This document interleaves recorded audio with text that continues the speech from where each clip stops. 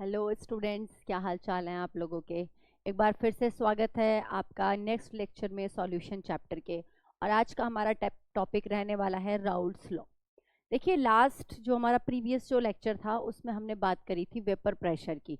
मैंने वहाँ पर आपको वेपर प्रेशर समझाया था और आपको ये भी बताया था कि अगर दोनों कंपोनेंट से क्या मतलब हुआ यहाँ पे, सॉल्यूट और सॉल्वेंट। दोनों कंपोनेंट से बेटा क्या मतलब हुआ, सॉल्यूट और सॉल्वेंट। इन दोनों को मिलाकर ही तो सॉल्यूशन बना, इन दोनों को मिलाकर ही तो सॉल्यूशन बनेगा। इसको मैंने कंपोनेंट, इसको हम बी कह देते हैं, सॉल्वेंट को हम ए कह देते हैं। सॉल्वेंट क्वांटिटी में ज़्यादा होता है जिसको हम सॉल्वेंट कह रहे हैं, राइट। ये दोनों कंपोनेंट अगर वोलेटाइल हैं तो क्या होगा, वेपर प्रेशर, जो टोटल वेपर प्रेशर होगा वो दोनों कंपोनेंट के पार्शियल वेपर प्रेशर के बराबर होगा according to Dalton's law, right. लेकिन अगर इनमें से मान लो जो सॉल्यूट है, सॉल्यूट ही हो सकता है, सॉल्यूट नॉन वोलेटाइल है, सॉल्वेंट तो वोलेटाइल है लेकिन सॉल्यूट नॉन वोलेटाइल है, तो जो वेपर प्रेशर होगा ना वो केवल और केवल किसकी वजह से होगा, केवल और केवल किसकी वजह से होगा, इसकी वजह से होगा, इसके पार्शियल प्रेशर की वजह से होगा, पीए की वजह से होगा। ये बात समझ रहे हो, पीए के प्रोपोर्शनल होगा, राइट। तो अब क्या होता है, जो पहले प्रेशर था सॉल्वेंट का, प्योर सॉल्वेंट का जो प्रेशर था, अब सॉल्यूट जब आपने उसके अंदर डाल दिया तो जो सॉल्यूशन का वेपर प्रेशर होगा ना बेटा वो कम होगा, लोअरिंग होगा वेपर प्रेशर की due to decrease in surface area. बीच में नॉन वोलेटाइल सॉल्यूट पार्टिकल आ जाते हैं, राइट। अगर आपने अभी तक अपनी वो वीडियो जाकर नहीं देखी है वेपर प्रेशर वाली, तो जाकर आप चैनल पर देख लीजिए, लिंक भी मैं डिस्क्रिप्शन बॉक्स में दे दूंगी। क्योंकि अगर आप वेपर प्रेशर क्लियर हो जाता है ना आपको एक बार, तो बहुत इजीली समझ में आ जाता है Raoult's law. Raoult's law totally क्या है, मैथमेटिकल एक्सप्रेशन ही तो है। अरे भाई क्या है राउल्ट्स लॉ, राउल्ट्स लॉ में हमने इक्वेशन बनाकर कैसे निकालना है फॉर्मूले से, यही तो बताया है। तो चलिए राउल्ट्स लॉ की बात करते हैं। क्या कह रहा है राउल्ट्स लॉ, कहता है कि फॉर एनी सॉल्यूशन, मैंने लिख भी दिया यहाँ पर, आप नोट भी कर लेंगे अपनी नोटबुक में, for any solution the partial vapour pressure of each volatile component, वो एक भी हो सकता है कंपोनेंट, ठीक है। यहाँ पर हम बाइनरी सॉल्यूशन पढ़ रहे हैं बेटा, या तो दोनों कंपोनेंट आपके क्या होंगे, वोलेटाइल होंगे, या एक कंपोनेंट वोलेटाइल है ना। तो for any solution the partial vapour pressure of each volatile component in the solution is directly proportional to its mole fraction। किसके मोल फ्रैक्शन के, जोन सा कंपोनेंट क्या है वोलेटाइल है उसी के मोल फ्रैक्शन के प्रोपोर्शनल होगा, ठीक है। इस बेस पे अगर मैं इस चीज को कंसीडर कर रही हूँ और मेरे पास एक वो सॉल्यूशन है जिसमें दोनों के दोनों कंपोनेंट क्या है, वोलेटाइल है, यानी कि सॉल्यूट भी वोलेटाइल है, व्हाट इज दिस यार, और सॉल्वेंट भी वोलेटाइल है, ठीक है। सॉल्वेंट को हमने ए से शो करा और सॉल्यूट को बी से, सॉल्वेंट ज़्यादा है क्वांटिटी में और सॉल्यूट कम। तो क्या कहा है, उसका जो दोनों कंपोनेंट वोलेटाइल है, तो मैं एक एक कंपोनेंट के पार्शियल प्रेशर को देख लेती हूँ। पहले पहले मैंने सॉल्वेंट के पार्शियल प्रेशर को देखा, that is proportional to mole fraction. ये बात समझ में, यही तो लिखा है ना, इसी को तो मैंने यहाँ पर लिखा है बच्चे, जो आपको लैंग्वेज फॉर्म में आपने जो यहाँ पर अभी बोला उसी को हमने लिखा है। इसी तरह अगर मैं दूसरे कंपोनेंट की बात करूं तो P B is proportional to X B, इसके मोल फ्रैक्शन के बराबर है। अगर प्रोपोर्शनैलिटी के साइन को हटाया जाए तो क्या हो जाएगा, P A is equal to P A not X A and P B is equal to P B not X A X B. Ma'am क्या है ये पी ए नॉट और P B not, P A not और P B not pure component का बेटा vapour pressure है। P A not and P B not क्या है, vapour pressure of pure component, जब मिलाया नहीं था, जब दोनों को मिक्स करके ना सॉल्यूशन नहीं बनाया था, है ना, अकेले अकेले का। भाई जब दो चीजें मिलाते हो तो एक दूसरे पर कुछ फर्क भी पड़ेगा ना, कुछ चेंज भी आएगा ना, तो ये प्योर फॉर्म का है, ठीक है। और ये पी ए क्या है, सॉल्यूशन के अंदर आप जो ए कंपोनेंट है, जो सॉल्वेंट है, उसका प्रेशर है, राइट। फिर जब दोनों वोलेटाइल कंपोनेंट होते हैं, दोनों एक प्रेशर, वेपर प्रेशर क्रिएट कर रहे हैं, तो अब टोटल वेपर प्रेशर क्या होगा, according to Dalton's law. Dalton का आपने पढ़ा है, डाल्टन का पार्शियल प्रेशर वाला जो लॉ है ना, वो पढ़ा है क्लास 11th में। उसके अकॉर्डिंग क्या है, दोनों के पार्शियल प्रेशर के सम के इक्वल होता है टोटल वेपर प्रेशर, राइट। ये हो गया। आप क्या करेंगे, इन दोनों को, ये इसको इक्वेशन 1 बना देती हूँ, इसको इक्वेशन 2 और दोनों की वैल्यू को यहाँ पुट कर देती हूँ। तो क्या आ जाएगा बेटा, P A not X A plus P B not X B. बोलो यहाँ तक कोई दिक्कत है? समझ आ रही है ये चीज़ें, है ना? बहुत क्लियर सी चीज़ है, बहुत ही आसान सी चीज़ है। अब क्या करेंगे हम, अब हम याद करेंगे मोल फ्रैक्शन को। मोल फ्रैक्शन की बात कर रहे हैं ना। मोल फ्रैक्शन में क्या होता है कि जैसे जितने भी कंपोनेंट होते हैं, बाइनरी सॉल्यूशन में 2 कंपोनेंट है, ठीक है? तो जो दोनों कंपोनेंट हैं उनका क्या होता है, उनका जो सम होता है वो 1 होता है। ये बात क्लियर हो रही है? दोनों कंपोनेंट का सम क्या होता है, X A plus X B is equal to क्या होता है, 1 होता है। तो X A is equal to क्या हो सकता है यहाँ पे, 1 माइनस एक्स बी। ये पुट कर दूं यहाँ पे, एक्स ए की जगह पुट कर दिया जाए, ठीक है? 1 minus X B plus P B not X B, right? ये इक्वेशन बन गई। देखो जब भी आपको न्यूमेरिकल करने हैं, राउल्ट्स लॉ के न्यूमेरिकल, राउल्ट्स लॉ से न्यूमेरिकल आते हैं, ठीक है? जब भी न्यूमेरिकल करने हैं, हो सकता है आपको ये इक्वेशन यूज हो जाए, आपको ये चीज़ें, ये वैल्यू दे रखी हो, आपको जो भी वैल्यू दे रखी हो उस हिसाब से आपको इक्वेशन यूज करनी है। सारी इंपॉर्टेंट है, सारे स्टेप आपको आने चाहिए। नेक्स्ट क्या हो जाएगा, P A naught minus P A not X B, ठीक है, plus P B not X B, right? अब क्या करें हम, इन दोनों को एक जगह में रख लेती हूँ। जब मैं इन दोनों को एक जगह करूंगी और एक्स बी को मैं बाहर कॉमन ले लूंगी तो क्या आ जाएगा,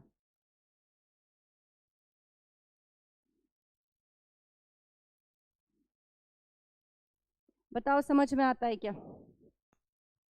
P A naught plus X B,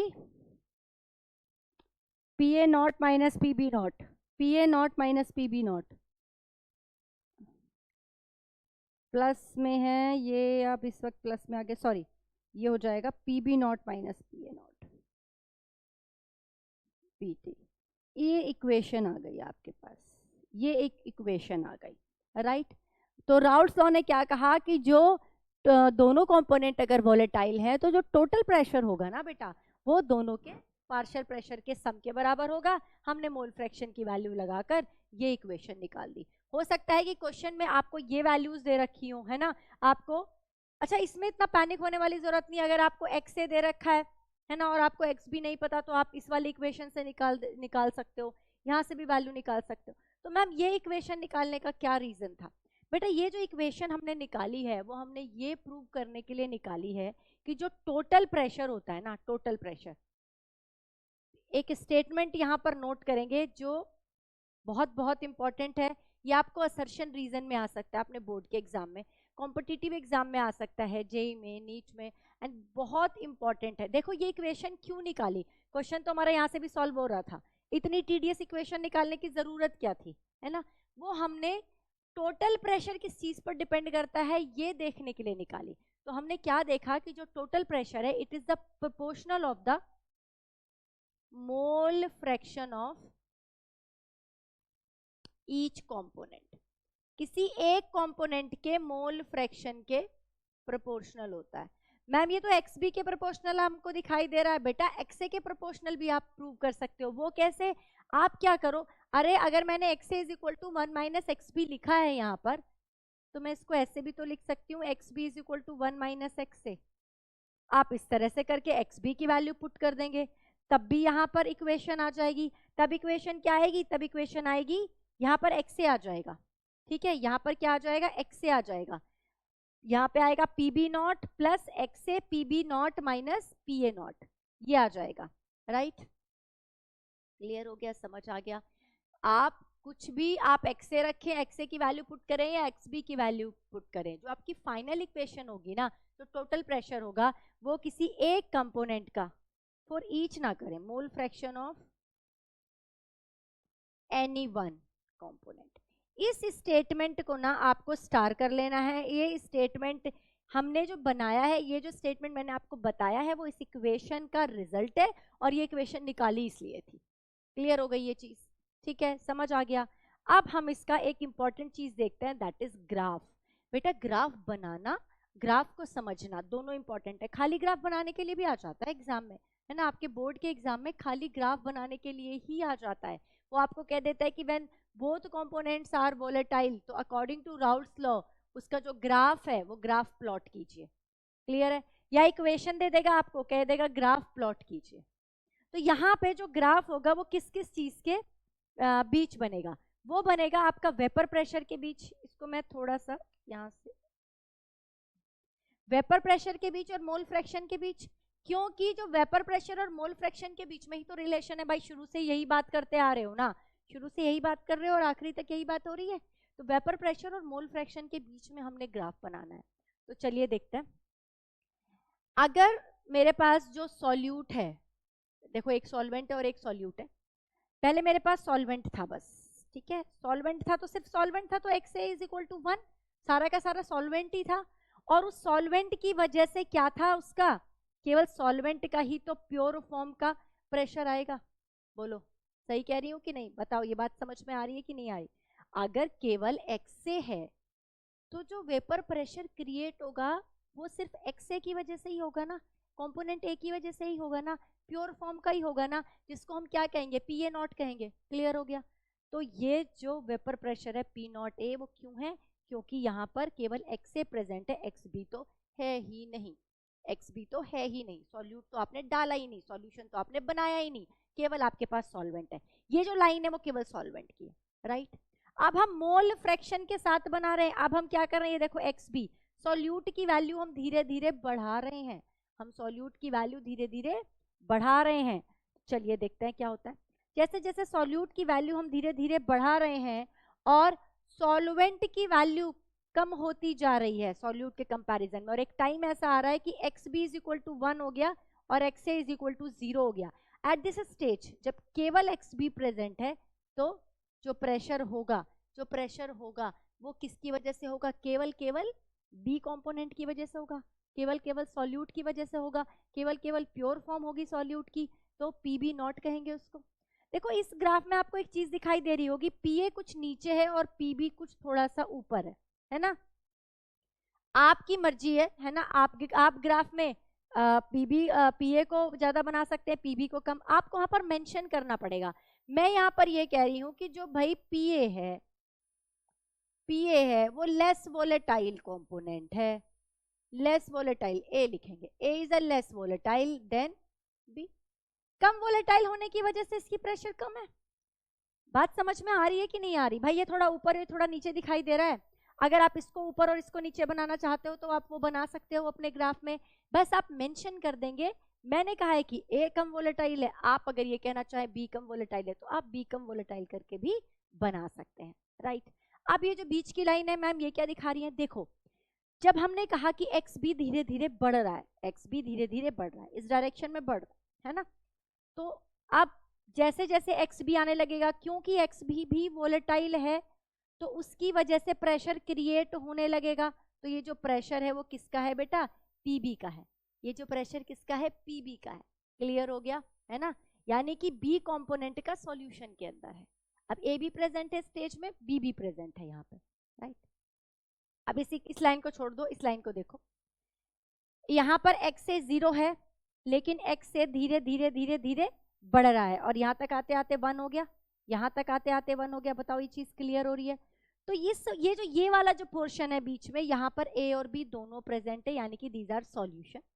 ये प्योर यहाँ पर सॉल्वेंट है, ये प्योर यहाँ पर सॉल्यूट है। ये सॉल्यूट का वेपर प्रेशर हो गया प्योर का, ये प्योर सॉल्वेंट का हो गया, और बीच में जो PA और PB हमने लिखा है वो सॉल्यूट और सॉल्वेंट का ही वेपर प्रेशर है, लेकिन कहाँ पर है? सॉल्यूशन के अंदर है। Is it clear? अब ये जो ऊपर वाली लाइन है वो किसको दिखा रही है? दिखा रही है टोटल वेपर प्रेशर को। दोनों को मिला देंगे, दोनों का जो सम होगा वो क्या शो करेगा? टोटल वेपर प्रेशर शो करेगा। बच्चे क्या करते हैं? ग्राफ को रट लेते हैं, एक लाइन इधर खींची एक लाइन इधर खींची और फटाफट यहाँ लिख दिया। वो ये भी चेक नहीं करते कि कहाँ पर XA लिखना है, कहाँ XB लिखना है, कहाँ XA की वैल्यू 1 है, कहाँ XB की वैल्यू 1 है। कभी इसको बराबर बना देते हैं, कभी ऊंचा कभी नीचा। कोई आप लोग ये नहीं सोचते कि क्यों हमने ऊंचा क्यों नीचे किया। अरे कोई शौक थोड़ी है, हमें कोई यहाँ दिखाना थोड़ी है, हम जस्ट ये दिखाना चाह रहे हैं कि अगर हम वोलेटिलिटी का डिफरेंस भी दिखाना चाह रहे हैं एक्चुअली, है ना?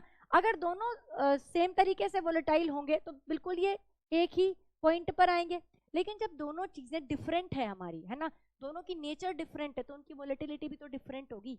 ये बात क्लियर हो गई आपको, ये चीज अच्छे से समझ में आ गई।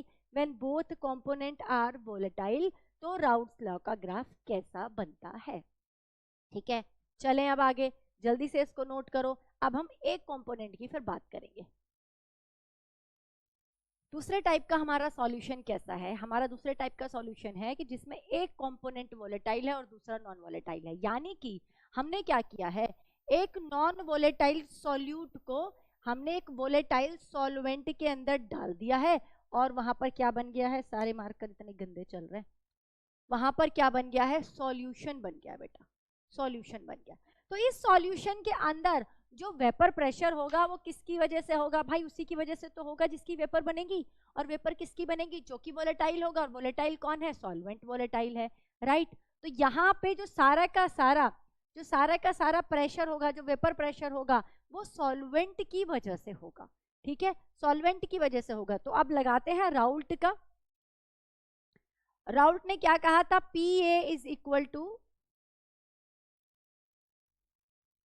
ठीक है यही बोला था, बोलो, है ना। तो अब अगर प्रोपोर्शनैलिटी को हटाएंगे तो क्या बन जाएगा, PA is equal to PA naught X A. PA naught क्या है, प्योर सॉल्वेंट का वेपर प्रेशर, बात समझ में आ रही है, प्योर सॉल्वेंट का वेपर प्रेशर, राइट। और PA क्या है, सॉल्यूशन का वेपर प्रेशर। देखो एक तो ना चीजें याद रखा करो, कंफ्यूज नहीं होना बिल्कुल भी। जहां भी नॉट आ गया ना, ऊपर नॉट लगा हुआ है, बिंदी लगी हुई है, जो ये नॉट लगी हुई है, इसका मतलब है प्योर फॉर्म, है ना। ये प्योर फॉर्म का और ये मिलावट करने के बाद है, ठीक है। और XA क्या है, mole fraction of solvent, right. तो अब जब केवल और केवल इसी की वजह से, केवल एक ही कंपोनेंट की वजह से, देखो एक ये जो मैंने यहाँ पर लिखा कि when one component non volatile and other volatile, ऐसा भी कोई कंडीशन हो सकता है बेटा कि सॉल्वेंट नॉन वोलेटाइल हो और सॉल्यूट वोलेटाइल हो। समझ आ रही मेरी बात, ऐसा भी हो सकता है, तब भी यही तरीका लगेगा, वहां पे क्या कर दोगे, वहां पे लिखोगे PB is equal to PB not into X A. तो जो ग्राफ है वो तो यही बनेगा। देखो ग्राफ को समझते हैं, वेपर प्रेशर और सॉल्वेंट के बीच में हमने ग्राफ खींचा। सॉल्वेंट मैंने क्यों लिखा है यहाँ पे सॉल्वेंट का मोल फ्रैक्शन, क्योंकि सॉल्वेंट की वजह से ही वेपर प्रेशर हो रहा है, राइट। सॉल्यूट यहाँ पर क्या है, 0 है, ठीक है, सॉल्यूट 0 है। और सॉल्वेंट कितना है, सॉल्वेंट हमारा XA इज इक्वल टू क्या है, 1 है। सेकेंड, नहीं सॉल्यूट तो है ही नहीं ना, ये XA ही है। XA यहाँ पर 0 है और यहाँ पर XA 1 है। जैसे जैसे आपने XA को बढ़ाया तो क्या हो गया, ये इतना हो गया कि 100% केवल XA ही प्रेजेंट है, प्योर फॉर्म ही प्रेजेंट है, ठीक है। प्योर फॉर्म प्रेजेंट है तो प्योर फॉर्म का क्या होगा, वेपर प्रेशर PA नॉट होगा, बोलो P नॉट होगा। इसको PA नॉट भी कह सकते हो, P नॉट भी कह सकते हो, क्लियर है।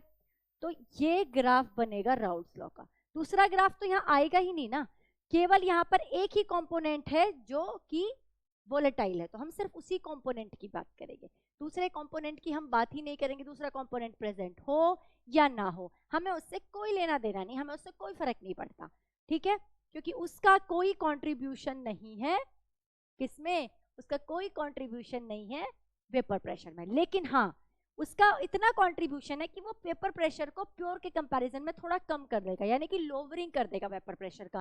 प्रीवियस वीडियो में बहुत ही अच्छे से मैंने ये चीज एक्सप्लेन करी है, प्रीवियस वीडियो को आप जरूर देखें इस वीडियो को देखने से पहले, राइट। सब कुछ आपको लिंक वगैरह डिस्क्रिप्शन बॉक्स में मिल जाएगी।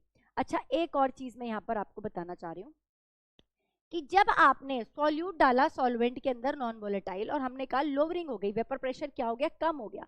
तो अगर वेपर प्रेशर कम होता है, डिक्रीज इन वेपर प्रेशर जो होता है, ये बेटा डिक्रीज का साइन होता है, ठीक है, डिक्रीज इन वेपर प्रेशर होता है, वो किस चीज पर डिपेंड करता है, वो डिपेंड करेगा quantity of non volatile solute. It depends on decrease in vapour pressure. ये लाइन बेटा बहुत बहुत इंपॉर्टेंट है, स्टार लगाओ बड़ा सा, नोट करो, हाईलाइट करो और लिखो इस चीज को कि decrease in vapour pressure depends on the quantity of non volatile solute, है ना। क्वांटिटी पर डिपेंड करेगा, उसकी क्वालिटी पर डिपेंड नहीं करेगा, नेचर पर डिपेंड नहीं करेगा, है ना, नॉट डिपेंड ऑन नेचर। ये बात क्लियर हो गई। यानी कि कहने का मतलब ये है कि अगर आपने एक बीकर के अंदर आपने 100 ml वाटर ले रखा है, क्या ले रखा है बेटा, 100 ml वाटर ले रखा है, इसके अंदर आपने 1 मोल, अब ये 100 ml वाटर वाला, क्योंकि water is a volatile, vapour pressure create कर रहा होगा, कोई वेपर प्रेशर होगा, इस वेपर प्रेशर को मैं क्या कह सकती हूँ, PH2O, ये इसका वेपर प्रेशर है, राइट। अब आपने इसके अंदर क्या डाला, 1 मोल ग्लूकोज डाल दिया, 1 मोल ग्लूकोज डाल दिया, राइट। क्योंकि ग्लूकोज नॉन वोलेटाइल सॉल्यूट है तो इसका वेपर प्रेशर क्या हो जाएगा, कम हो जाएगा, लोअरिंग होगी वेपर प्रेशर की। कितनी लोअरिंग होगी ये आपको बताया जाएगा कहां पर, जब हम कॉलिगेटिव प्रॉपर्टीज पढ़ेंगे। लोअरिंग होगी, कम हो जाएगा, सरफेस एरिया कम हो जाएगा, ये आपको पता है, ठीक है। अब आपने क्या किया, एक और सेम बीकर लिया ऐसा ही, इसके अंदर भी आपने 100 ml वाटर फिल किया, और इसके अंदर जो प्योर था तो जो प्रेशर होगा वो सिर्फ वाटर की वजह से ही होगा, राइट। अब इसके अंदर आपने डाल दिया 1 मोल सुक्रोज, दोनों अलग अलग है, दोनों की नेचर अलग अलग है, एक आपने सुक्रोज डाला, एक आपने ग्लूकोज डाला। लेकिन जब आप इस वाटर का वेपर प्रेशर चेक करोगे तो जितनी कमी यहां पर आई वेपर प्रेशर में, इतनी ही कमी यहां पर आएगी, क्योंकि ये जो क्वांटिटी है बेटा ये सेम है। हाँ, अगर आपने ये 2 मोल कर लिया तो ये यहाँ और भी कम हो जाएगा, ये बात समझ में आ रही है। अगर ये हमने 2 मोल ले लिया सुक्रोज तो वेपर प्रेशर और भी कम हो जाएगा, क्योंकि वेपर प्रेशर किस चीज पर डिपेंड कर रहा है, वो क्वांटिटी पर डिपेंड कर रहा है, वो एनवीएस की क्वांटिटी पर डिपेंड कर रहा है। क्योंकि एनवीएस का क्या काम है, रास्ते में अड़चने पैदा करना है। अरे भाई, सड़क पर आप चल रहे हो, आपकी गाड़ी चल रही है, वहां पर आपके बीच में एल्टो आ जाए, आपके बीच में ब्रीजा आ जाए, आपके बीच में क्रेटा आ जाए, उससे कोई फर्क नहीं पड़ता। किस चीज से फर्क पड़ता है, कितनी नंबर ऑफ गाड़ियां आपके रास्ते में आ रही हैं, ठीक है। 10 गाड़ियां अगर आपके रास्ते में क्रेटा की आई या 10 ब्रीजा की आई, आपको डिफिकल्टी सेम ही होने वाली है, राइट। लेकिन अगर नंबर ऑफ गाड़ी बढ़ जाएंगी तो डिफिकल्टी भी बढ़ जाएगी। तो यहाँ पर नंबर, क्वांटिटी, अमाउंट पर डिपेंड कर रहा है, क्योंकि ये तो रास्ते में उसको डिस्टरबेंस पैदा करता है, मॉलिक्यूल को निकलने नहीं देता। क्लियर हो गई ये बात। तो नेचर पर डिपेंड नहीं करता है, किस चीज पर डिपेंड करता है, क्वांटिटी पर डिपेंड करता है। जैसे जैसे क्वांटिटी इंक्रीज किया जाता है, वेपर प्रेशर की लोअरिंग बढ़ती जाती है, ठीक है। क्लियर हो गया यहाँ तक, राउल्ट्स लॉ बहुत अच्छे से समझ में आ गया होगा। तो हमने बेसिक चीजें पढ़ ली हैं, राउल्ट्स लॉ पढ़ लिया है, हेनरीज लॉ पढ़ लिया है, ठीक है। ये सारी चीजें हमारी खत्म हो गई है, इस चैप्टर की सॉल्युबिलिटी की भी बात कर ली है। अब हम नेक्स्ट जो हमारी क्लास होगी ना, हम उसमें बात करेंगे कॉलिगेटिव प्रॉपर्टीज की, जो इस चैप्टर का बहुत ही इंपॉर्टेंट टॉपिक है और न्यूमेरिकल पॉइंट ऑफ व्यू से भी बहुत इंपॉर्टेंट है, ठीक है। तब तक आप इस वाले टॉपिक को बहुत अच्छे से रिवाइज कर लीजिए, है ना, और पढ़ते रहिए, ऐसे ही बढ़ते रहिए। Thank you so much.